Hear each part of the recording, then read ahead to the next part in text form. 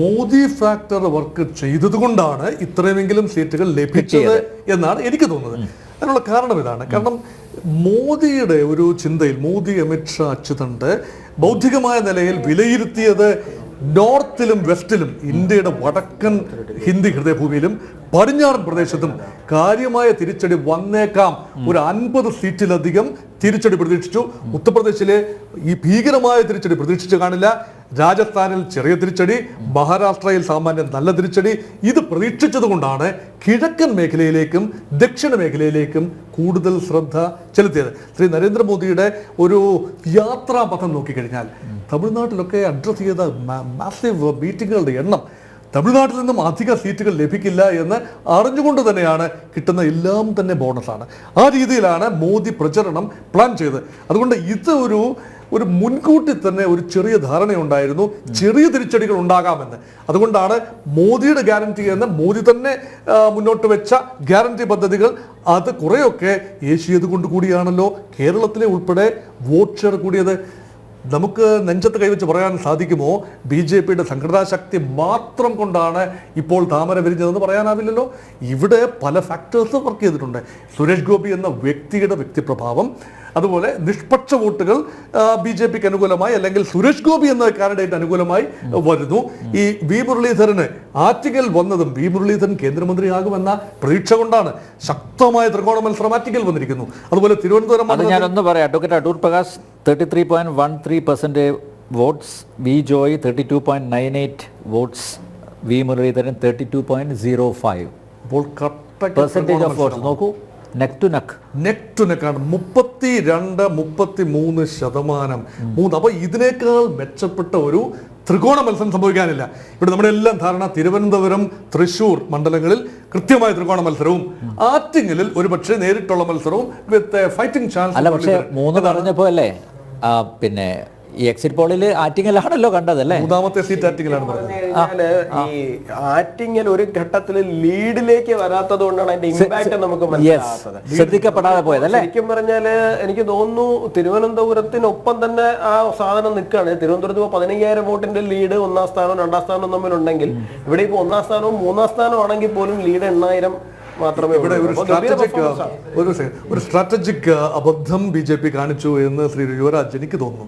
കാരണം ശ്രീമതി ശോഭാ സുരേന്ദ്രൻ കഴിഞ്ഞ പ്രാവശ്യം തുടങ്ങി വെച്ച ആ ഗുഡ്വിൽ മുന്നോട്ട് കൊണ്ടുപോകാൻ സാധിക്കുമായിരുന്നു എന്ന് എനിക്ക് തോന്നുന്നു. നിങ്ങളുടെ സ്ഥാനാർത്ഥിയായി വി മുരളീധരൻ വരുന്നത് തീർച്ചയായും ഒരു ചലനം ഉണ്ടാക്കും. കേന്ദ്രമന്ത്രിയാണ്, ഭാവിയിൽ ജയിച്ചു വന്നാൽ കേന്ദ്ര ക്യാബിനറ്റ് മന്ത്രി വരെ ആകാൻ സാധ്യതയുള്ള ഒരാളാണ്. പക്ഷേ ശോഭാ സുരേന്ദ്രൻ തുടങ്ങി വെച്ചെടുത്ത് നിന്ന് ശോഭാ സുരേന്ദ്രനെ ആലപ്പുഴ കയറ്റുകയാണ്.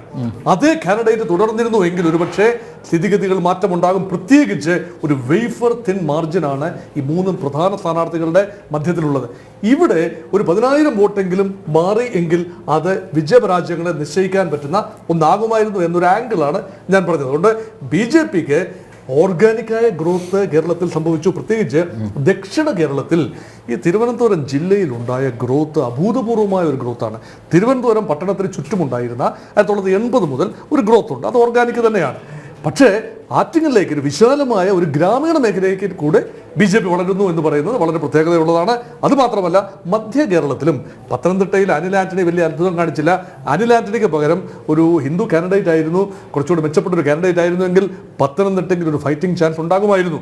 അവിടെ കാൻഡിഡേച്ചർ പാളി എന്ന് എനിക്ക് ഒരു ചിന്തയുണ്ട്. അത് മാത്രമല്ല, വടക്കൻ കേരളത്തിലേക്ക് പോകുമ്പോൾ, തൃശ്ശൂർ വടക്കെന്ന് പറയാനൊക്കില്ല, മധ്യ കേരളത്തിൻ്റെ വടക്കൻ ഭാഗത്തേക്ക് പോകുമ്പോൾ ക്രൈസ്തവ വോട്ടുകൾ നിർണായകമായി 22% വരുന്ന ക്രൈസ്തവ വോട്ടുകളുടെ ഒരു ചെറിയ ഭാഗമെങ്കിലും മഹാഭൂരിപക്ഷം പോയിരിക്കുന്നത് UDFനും LDFനും തന്നെയാണെന്ന് ഞാൻ വിശ്വസിക്കുന്നു.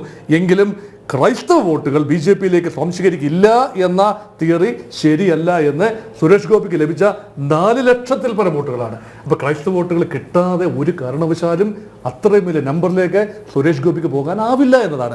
സഭയുടെ ആ ഒരു പിന്തുണ ഇങ്ങോട്ട് പിന്തുണയൊന്നും ഉണ്ടായില്ല. തിരുവനന്തപുരത്ത് സഭയുടെ പിന്തുണ BJPക്ക് ഉണ്ടായില്ല. അത് തീരദേശ മേഖലയിൽ, അല്ലെങ്കിൽ തന്നെ തീരദേശ മേഖലയിൽ ലത്തീൻ കത്തോലിക്ക മേഖലയാണ്. ആ മേഖലയിൽ ഒരിക്കൽ പോലും BJPക്ക് വേരോട്ടം ഉണ്ടായിട്ടില്ല. പക്ഷേ ഇപ്രാവശ്യം ശ്രീ രാജീവ് ചന്ദ്രശേഖർ വളരെ വലിയ നീക്കങ്ങളാണ്. ലത്തീൻ മേഖലയിൽ വളരെയധികം സന്ദർശനങ്ങൾ, വളരെ വലിയ ചില വ്യക്തികളെ കോൺഫിഡൻസിലെടുത്തു. ഇതൊന്നും തന്നെ ബാധകമായില്ല. ഒന്ന് വിഴിഞ്ഞം തുറമുഖവുമായി ബന്ധപ്പെട്ട വിഷയം കൂടിയാണ്. വിഴിഞ്ഞത്ത് ഒക്കെ 3 പാർട്ടികളോടും വിരോധമുണ്ട്. കാരണം തരൂർ എടുത്ത അവസരവാദപരമായ നിലപാട്, സംസ്ഥാന സർക്കാർ ആ വിഷയം കൈകാര്യം ചെയ്ത രീതി, അതോടൊപ്പം തന്നെ അദനിയുടെ പോർട്ടാണ്. അവിടെ BJPയുടെ ഒരു കാൻഡിഡേറ്റിന് എന്തു പറഞ്ഞാണ് വിഴിഞ്ഞത്തെ സാധാരണ മത്സ്യത്തൊഴിലാളികളെ ഒന്ന് പാസിഫൈ ചെയ്യാൻ കഴിയുക? ഇതെല്ലാം ഒരു പക്ഷേ രാജീവ് ചന്ദ്രശേഖരന് മറ്റു കാര്യങ്ങൾ അനുകൂലമാകുമ്പോഴും തീരദേശം ഏതാണ്ട് പൂർണ്ണമായി രാജീവ് ചന്ദ്രശേഖരന് മുൻകാലങ്ങളിൽ രാജഗോപാലിനെ കൈവിട്ടതുപോലെ, അല്ല എങ്കിൽ മറ്റേ കുമ്മനം രാജശേഖരനെ കൈവിട്ടതുപോലെ ഇപ്രാവശ്യം രാജീവ് ചന്ദ്രശേഖരനെയും കൈവിട്ടു. പക്ഷെ എനിക്ക് തോന്നുന്നത് അസംബ്ലി സെഗ്മെന്റ്സ് എടുക്കുമ്പോൾ തിരുവനന്തപുരം മണ്ഡലത്തിന്റെ തിരുവനന്തപുരം, വട്ടിയൂർക്കാവ്, നേമം, കഴക്കൂട്ടം സെഗ്മെന്റുകളിൽ ഒരുപക്ഷെ BJPക്ക് മേൽക്കൈയുണ്ട്. അത് മാത്രമല്ല തൃശ്ശൂർ മണ്ഡലത്തിലെ 7 നിയമസഭാ സെഗ്മെന്റിലും സുരേഷ് ഗോപിക്ക് വ്യക്തമായ മേൽക്കൈയുണ്ട്. അപ്പം അങ്ങനെ നോക്കുമ്പോൾ 15ഓളം 12-13 സീറ്റുകളിലാണ്, നിയമസഭാ സെഗ്മെന്റിലാണ് BJP മുന്നിട്ട് നിൽക്കുന്നത് കേരളത്തിൽ. അതുകൊണ്ട് തന്നെ ഞാൻ പറയുന്നു, ശക്തമായ ത്രികോണ മത്സരം ഭാവിയിൽ കേരളത്തിൽ വ്യാപകമായി ശക്തമായ ത്രികോണ മത്സരത്തിനുള്ള സാധ്യത കാണുന്നു. 2 ഹോഴ്സ് റേസിൽ നിന്നും ഒരു ബൈനറി നറേറ്റീവിൽ നിന്നും ഒരു മൾട്ടിപോളർ കോൺടസ്റ്റിലേക്കും അല്ലെങ്കിൽ ഒരു ജെനുവിൻ 3 കോർണർ കോൺടസ്റ്റിലേക്കും കേരളം പോകുന്നു. ഒരു ഓൾട്ടർനേറ്റീവ് ഇല്ല എന്നല്ല, there is no alternative എന്ന തിയറി അല്ല, there are alternative, there is BJP as an alternative എന്ന ഒരു ചിന്ത സാവകാശം കേരളത്തിൽ വരുന്നു. അതിനൊരു സൂചനയാണ്, ഏർലി സൂചനയാണ് ഈ തെരഞ്ഞെടുപ്പ്. അതാണ് താമര വിരിഞ്ഞതിൻ്റെ പൊരുൾ.